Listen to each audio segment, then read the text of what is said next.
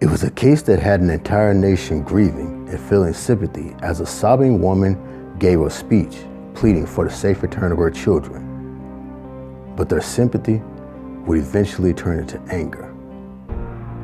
Join me in this episode of Killer as we talk about the case of Susan Smith.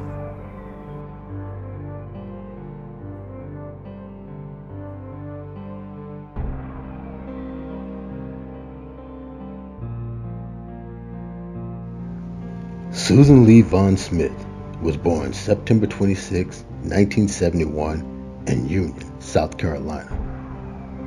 Coming from a very unstable home, she lost her father at the age of 6 due to suicide, was sexually molested as a teenager, according to various sources, and attempted suicide twice.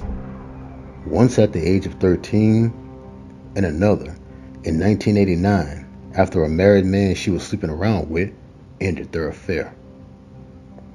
In 1991, she married David Smith and they had 2 sons, 3-year-old Michael and 14-month-old Alexander. The marriage, however, was very rocky, and the two separated on many occasions, one being because Susan was sleeping around. But the worst was yet to come. On October 25, 1994, Susan Smith reported to the police that her car was stolen by a black man who drove away with her kids inside. A composite sketch was given. However, the sketch was so generic, it literally described every black man in the vicinity, quite possibly the nation. The case soon went public nationwide, where Susan appeared on TV sobbing and pleading for the safe return of her children. Her pleas garnered tons of sympathy and support, but it would all be in vain. 9 days later, on November 3rd, 1994, after an intense investigation, Susan Smith confessed that she made up the carjacking. Not only that, it turned out her children were never kidnapped, but in fact, they were dead. You see, some time ago, Susan Smith was having an affair with a guy named Tom Finley. It started out as just sex, but eventually, Susan wanted more than that. However, Tom would end up sending a letter to Susan ending their affair because Susan had kids and he didn't want any. It was then where Susan decided that her relationship with Tom was more important than her children. So on October 25th of 1994, Susan drove out to the John D. Long Lake, where with her 2 infant sons buckled in the back, let the car roll into it and drowned them.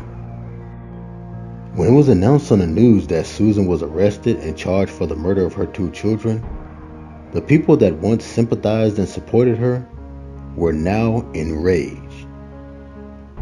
During her trial, prosecutors sought the death penalty, saying Susan was a cold, heartless person that killed her children in order to keep a man, while the defense painted her as a mentally unstable depression sufferer who had a terrible upbringing because she was molested.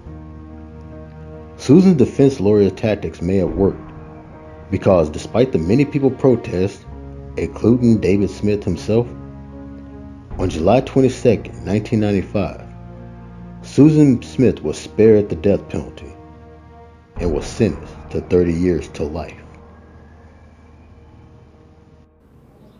Susan Smith is currently serving her sentence in solitary confinement at the Liet Correctional Institution in Greenwood, South Carolina. She's eligible for parole in 2025, where her ex-husband plans to attend to try to make sure she is never released. And their 2 sons, Michael and Alexander Smith, were buried in the same casket at the Bougainville United Methodist Church Cemetery in Jonesville, South Carolina on November 6, 1994. I'm Psycho Rick, saying until next time, thanks for watching.